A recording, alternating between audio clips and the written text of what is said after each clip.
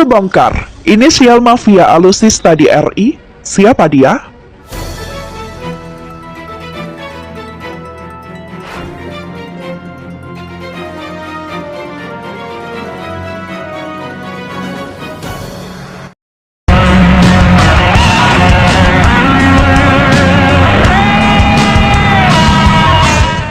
Terbongkar, inisial mafia alusista di RI, siapa dia?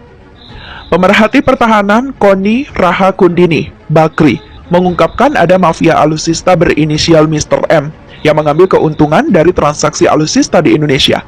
Pernyataan Koni membuat publik banyak berasumsi, lantas siapa sebenarnya Mr. M yang disebut Koni Rahakundini Bakri?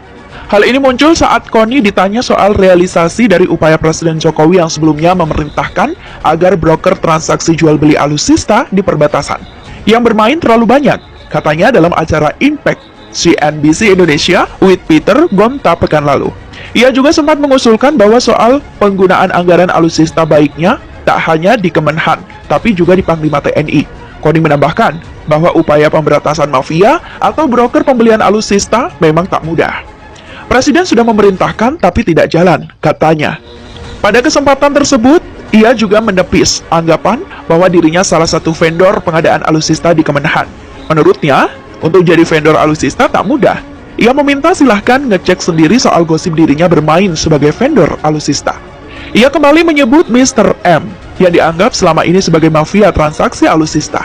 Mr. M gak akan saya sebut, tinggal cari saja. Asal mau, gak mungkin ada mafia kalau gak ada usernya, katanya.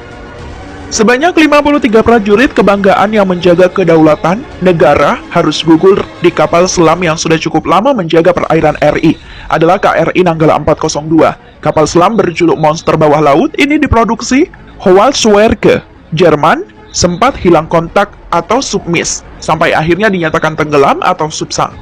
Titik keberadaan kapal tersebut diketahui berdasarkan kontak bawah air yang dilakukan oleh KRI Regal, dibantu kapal milik Singapura MV Swiss Rescue. KRI Nanggala 402 ditemukan ada di kedalaman 838 meter dalam kondisi terbelah menjadi 3 bagian, dan seluruh awak dinyatakan gugur. Kapal ini dibuat pada tahun 1977 dan didatangkan sejak 1981 silam ke Indonesia. Selama 40 tahun lebih, kapal selam berbobot 1.395 ton ini mengarungi lautan Indonesia. Periode 40 tahun bukanlah waktu yang sebentar. Umur dari kapal selam ini cukup tua. Kepala Staf Angkatan Laut atau Kasal Laksamana TNI Yudo Margono dalam sebuah konferensi persnya mengatakan KRI Nanggala yang selesai dibangun 44 tahun silam di Jerman masih dalam keadaan baik dan telah menerima surat kelayakan sebelum digunakan berlatih. Yudo Margono mengatakan kapal itu sudah beberapa kali digunakan untuk menembakkan torpedo, dan KRI Nanggala 402 disebut pernah menjalani pengecekan atau overhaul di Korea Selatan selama 2 tahun pada 2012. Dalam artikel di BBC, Rifki Muna, CEO, founder, dan peneliti dari Research and Operation of Technology and Society atau ROTS, menyebut peristiwa ini seharusnya membuat Indonesia lebih ketat dalam menggunakan alusista yang tua. Dalam 10 tahun terakhir ini ada kasus-kasus yang berkaitan dengan alusista yang sudah tua dan beresiko kecelakaan. Hilangnya prajurit TNI perlu ada safety rule yang strict demi kehati-hatian, kata Rifki. Tragedi yang menimpa kapal selam KRI Nanggala 402 menjadi pengingat bahwa Indonesia masih belum optimal dalam satu hal, yaitu anggaran pertahanan masih relatif minim. Kapal selam Nanggala 402 diproduksi pada tahun 1981, usianya sudah 4 dasawarsa. Kali terakhir kapal ini mendapatkan pemeliharaan adalah pada tahun 2018, sudah 3 tahun yang lalu.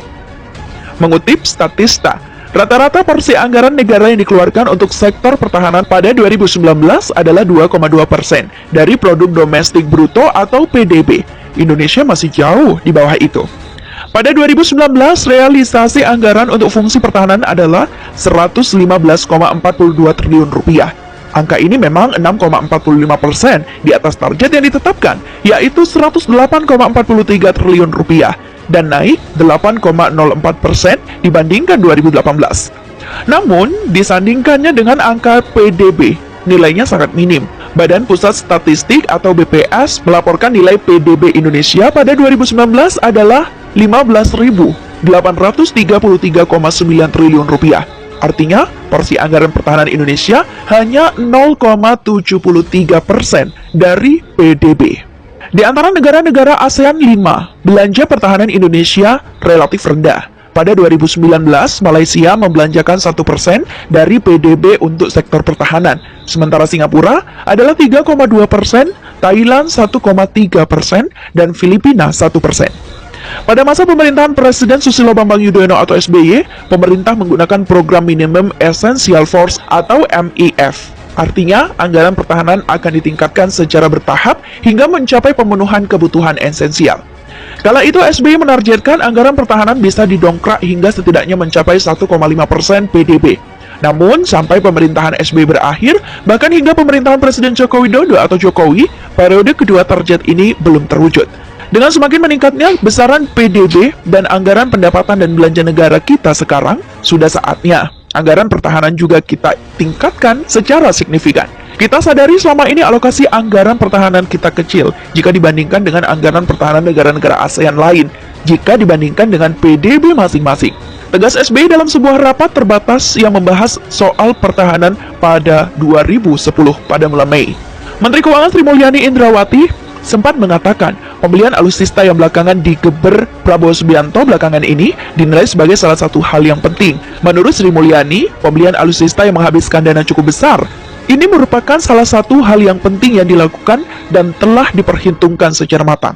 Dia mengatakan, seluruh pembelanjaan yang dilakukan oleh kementerian dan lembaga pemerintahan terus diperhatikan agar tidak ada penyelewengan dalam penggunaannya. Perhatian ini jadi prioritas agar tidak bocor, tidak dikorupsi, tepat sasaran, dan tepat kualitas. Sri Mulyani pernah bilang, anggaran yang diplot untuk Kementerian Pertahanan atau Kemhan tahun ini sebetulnya cukup besar, mencapai 137,3 triliun rupiah. Kedua terbesar, ucapnya, 29 September 2020 lalu.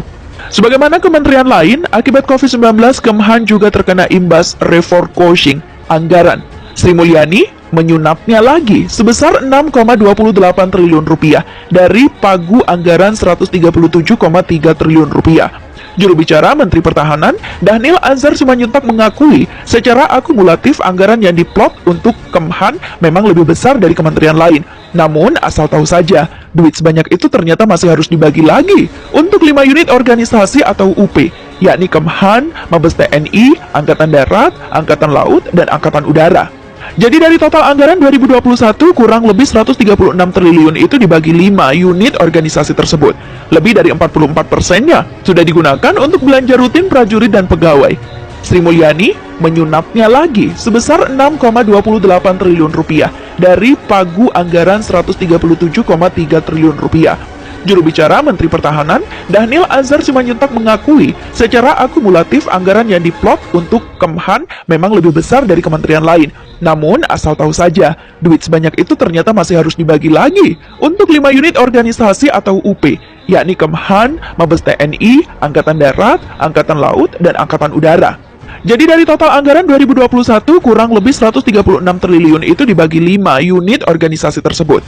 Lebih dari 44%-nya sudah digunakan untuk belanja rutin prajurit dan pegawai, kata Dhanil kepada CNBC Indonesia. Ia melanjutkan presentase untuk belanja alutsista sendiri dari jumlah tersebut sebesar kurang lebih 10%. Segitulah uang yang ada untuk modernisasi alutsista.